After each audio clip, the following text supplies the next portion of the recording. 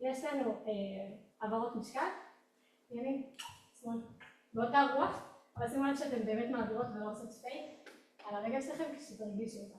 4, 6, יש לנו 1, 2, 4, 5, 6, 7, 8, יהיה למרכז. שוב פעם, 3, צעדי ימין, 5, 6, 7, הצידה, הצידה, העברת משקל אחרונה, ואז איך הייתן יכולות לעשות את התנועה הזאת של הרוח, כן, של הרוח ברגליים. עשינו אותם קודם בידיים. סווינגים. כן, טוב שלה. חלית על זה. אם אני עושה ככה, אז באמת הסווינגים שלי יהיו כאלה, אבל אנחנו רוצות שהסווינגים שלנו יהיו כמו שעשינו בצד.